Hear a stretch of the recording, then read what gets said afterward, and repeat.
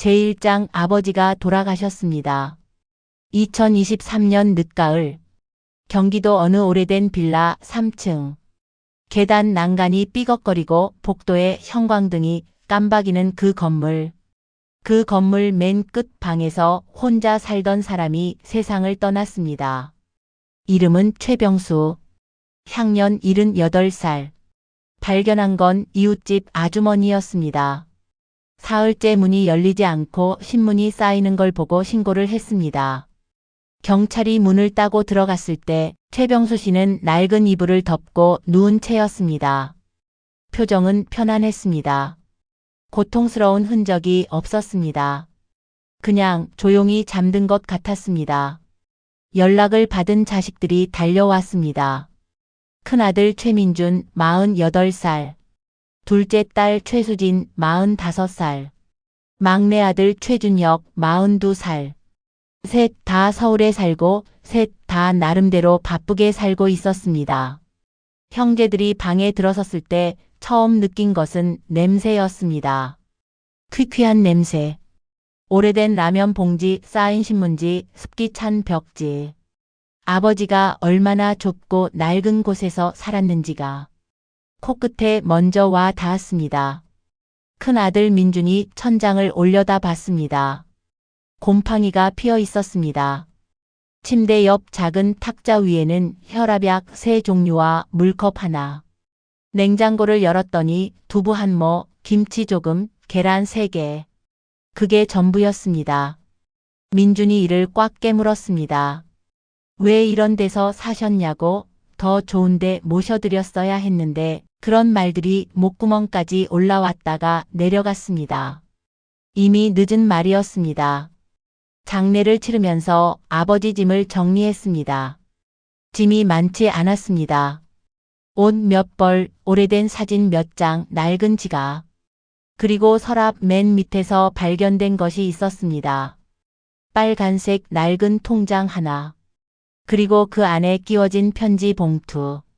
봉투 겉면에 손글씨로 적혀 있었습니다. 얘들아, 아비가 마지막으로 하고 싶은 말.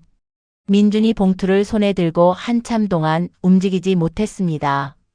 수진이 민준의 팔을 잡았습니다. 준혁은 뒤돌아서서 눈물을 닦았습니다. 세 사람이 각자 숨을 고른 후 민준이 천천히 봉투를 열었습니다. 제2장 빨간 통장 안에 든 것. 통장을 먼저 펼쳤습니다. 1994년부터 시작된 입출금 내역이 빽빽하게 적혀 있었습니다.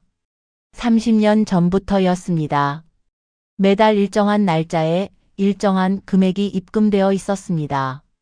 처음엔 3만 원이었습니다. 몇 년 뒤엔 5만 원이 됐습니다. 그리고 어느 시점부터 10만 원이 됐습니다. 그 금액이 30년 동안 이어졌습니다. 그 돈은 한 번도 출금된 적이 없었습니다. 30년 동안 단 한 번도.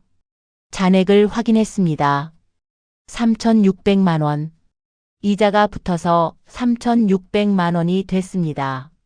아버지가 30년 동안 한 달도 빠짐없이 부어온 돈이었습니다.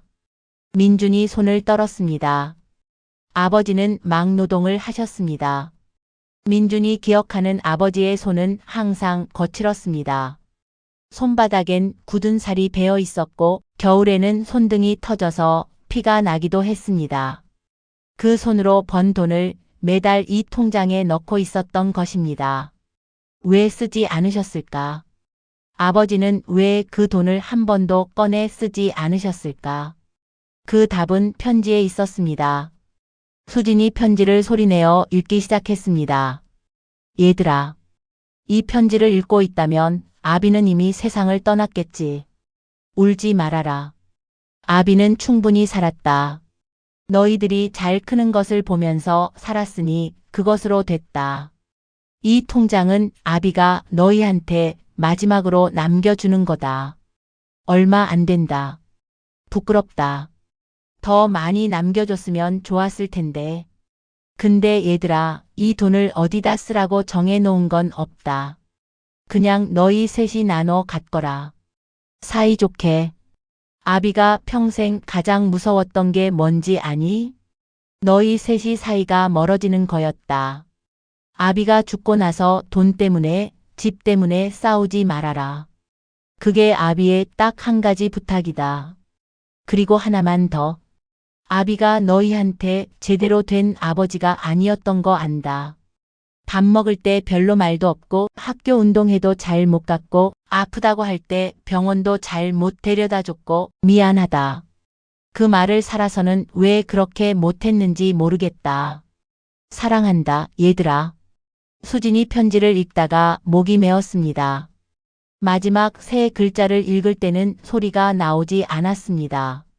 입 모양만으로 읽었습니다. 그 자리에 있던 세 사람이 동시에 울었습니다. 형제가 함께 우는 일이 얼마만인지 아무도 기억하지 못했습니다. 제3장 아버지는 어떤 사람이었나? 최병수 씨는 1945년생입니다. 해방되던 해에 태어났습니다. 충청북도 깊은 산골에서 자랐고 초등학교를 겨우 마치고는 돈을 벌러 도시로 나왔습니다. 15살이었습니다. 공사판에서 막노동을 시작했습니다. 벽돌을 날랐고 시멘트를 이겼고 철근을 묶었습니다. 사고가 났습니다. 발등에 철근이 떨어져 뼈가 부러진 일도 있었습니다. 허리를 다친 일도 있었습니다. 그래도 쉬지 않았습니다. 쉬면 돈이 나오지 않았기 때문입니다. 25살에 결혼을 했습니다. 아내 이름은 박정순.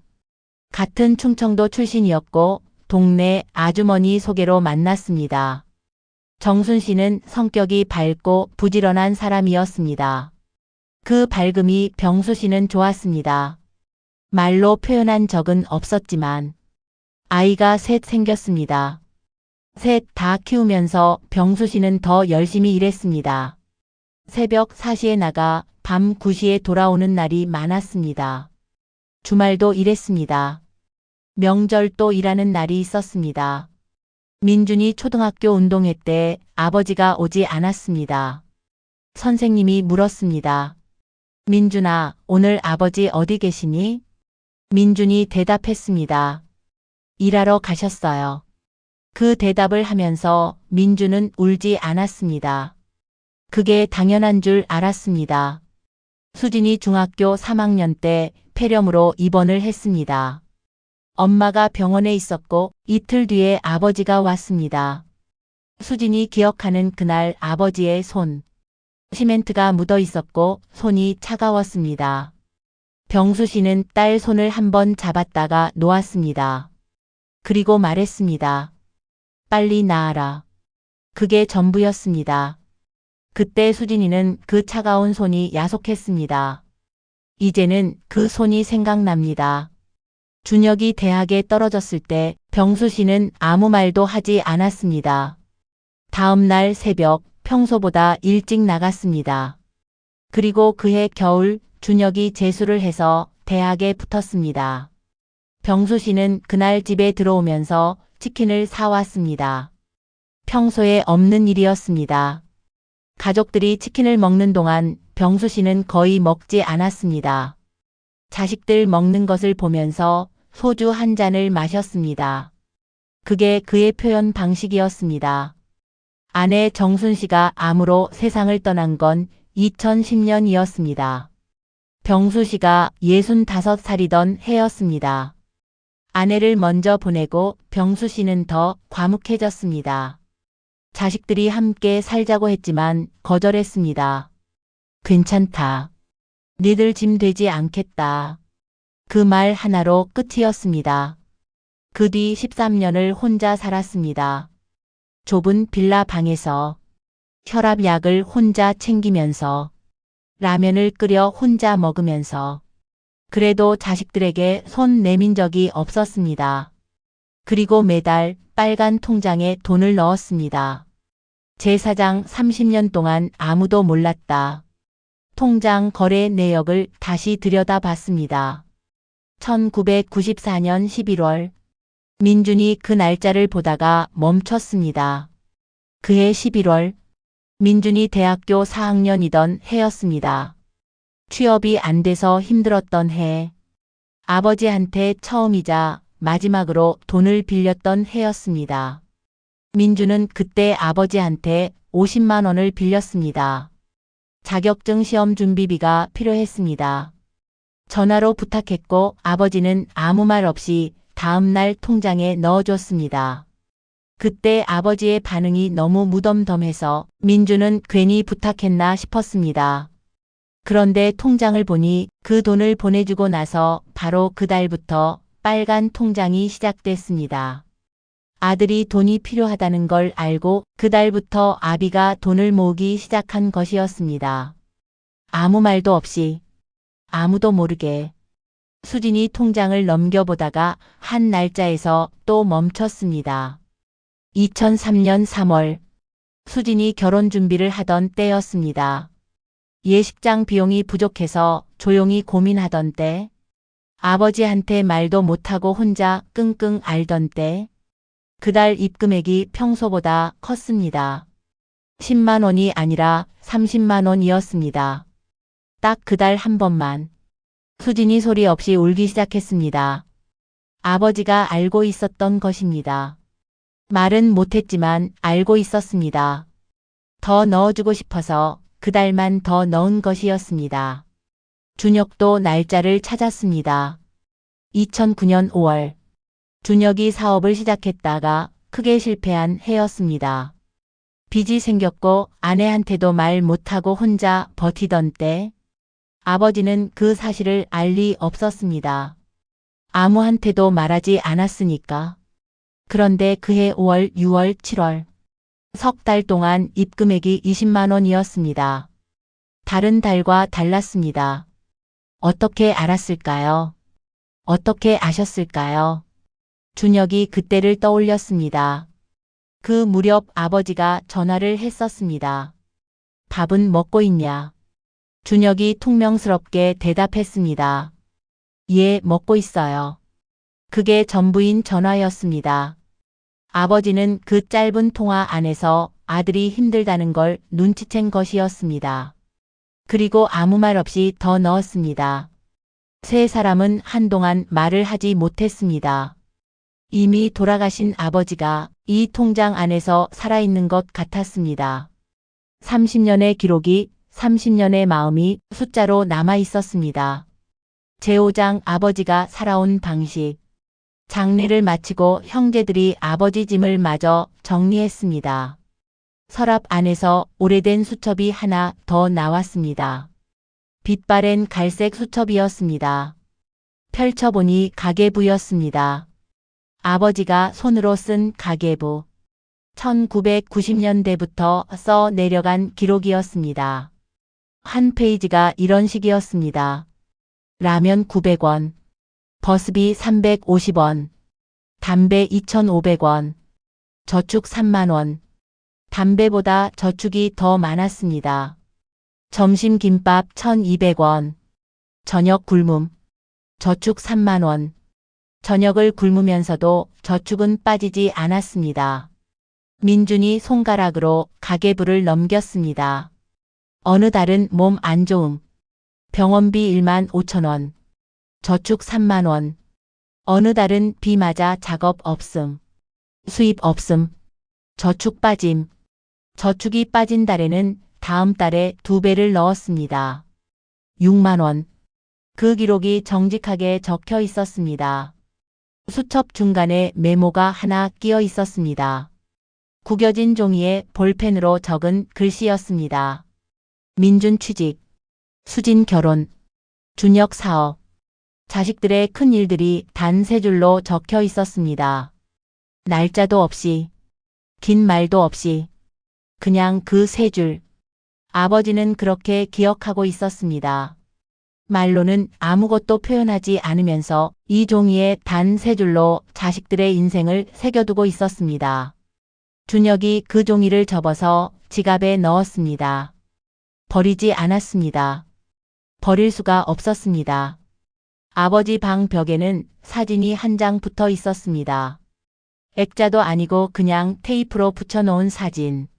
10년 전쯤 찍은 가족 사진이었습니다. 아내 정순 씨가 살아있을 때 가족들이 다 같이 모여 찍은 사진. 아버지 병수 씨는 그 사진 속에서도 웃지 않았습니다. 굳은 표정으로 앉아 있었습니다. 그런데 자세히 보니 눈빛이 달랐습니다. 아이들을 바라보는 눈빛. 자랑스럽고 흐뭇하고 그러나 그것을 표현할 줄 몰랐던 눈빛. 수진이 그 사진을 손에 들고 오래 바라봤습니다. 아버지가 얼마나 우리를 사랑했는지를 왜 이제야 알게 됐을까? 아버지가 살아계실 때 알았더라면 한 번이라도 더 찾아갔을 텐데. 한 번이라도 더 전화를 했을 텐데. 그 후회가 가장 무거웠습니다. 제6장 아버지의 마지막 선물, 그리고 우리가 해야 할 일. 49제가 지나고 세 형제가 다시 모였습니다. 이번엔 아버지 방이 아니라 민준의 집이었습니다. 밥을 먹으면서 오랜만에 이야기를 나눴습니다. 민준이 말했습니다. 아버지 통장 돈 어떻게 할지 생각해 봤어? 수진이 말했습니다. 나는 쓰기 싫어. 그냥 갖고 있고 싶어. 준혁도 고개를 끄덕였습니다. 나도. 아버지가 평생 모은 건데. 한참 침묵이 흘렀습니다. 그러다 민준이 말했습니다. 아버지가 편지에서 사이좋게 지내라고 하셨잖아. 우리 그 돈으로 아버지가 못 해드린 걸 해드리면 어떨까? 아버지는 평생 여행 한 번 가지 않으셨습니다. 맛있는 것을 먹으러 간 기억이 없었습니다. 당신 것에 한 번도 쓰지 않으셨습니다. 세 형제는 그 돈의 일부로 아버지 산소에 비석을 세웠습니다. 작고 소박한 비석이었습니다. 비석에 새긴 글은 셋이 함께 골랐습니다. 평생 일만 하다 가셨지만 그게 사랑이었습니다. 그 글을 새기고 나서 세 형제는 아버지 산소 앞에 앉아서 처음으로 소주를 마셨습니다. 아버지가 살아계실 때처럼 아무 말 없이 그냥 앉아서. 그리고 남은 돈은 각자 조금씩 나눴습니다. 민주는 그 돈으로 노후를 위한 적금을 들었습니다. 수지는 그 돈으로 오래된 부모님 결혼 사진을 액자에 넣었습니다. 준혁은 그 돈으로 막내 조카 학원비를 보냈습니다. 자식 키우는데 쓰겠다고 했습니다. 아버지처럼. 이 이야기가 우리에게 묻는 게 있습니다. 우리의 아버지는 지금 어떻게 계실까? 오늘도 혼자 밥을 드시고 계실까? 말 못하는 사랑을 품고 아무 내색 없이 살고 계실까? 아버지는 말하지 않습니다. 힘들어도 말하지 않고 외로워도 말하지 않고 보고 싶어도 말하지 않습니다. 그게 그 세대 아버지들이 살아온 방식입니다. 그러나 빨간 통장은 말을 합니다. 매달 꼬박꼬박 들어온 그 숫자들이 말을 합니다. 나는 너희를 사랑했다. 한 번도 빠진 적 없이 사랑했다. 최병수 씨는 이제 없습니다. 그러나 그가 남긴 것들은 남아 있습니다. 빨간 통장, 갈색 수첩, 구겨진 종이 한 장, 테이프로 붙인 사진 한 장. 그리고 세 자식의 마음속에 새겨진 것들. 혹시 지금 이 이야기를 들으며 부모님이 떠오르셨다면 오늘 전화 한 통 하시길 바랍니다. 밥은 먹었어? 그 짧은 말 한마디로도 됩니다. 아버지들은 그 한마디를 기다리고 있습니다. 말은 못하지만 기다리고 있습니다. 그분들이 살아계신 동안 늦지 않았습니다. 오늘이 가장 이른 날입니다. 이 이야기가 마음에 드셨다면 구독, 좋아요, 간곡히 부탁드립니다. 감사합니다.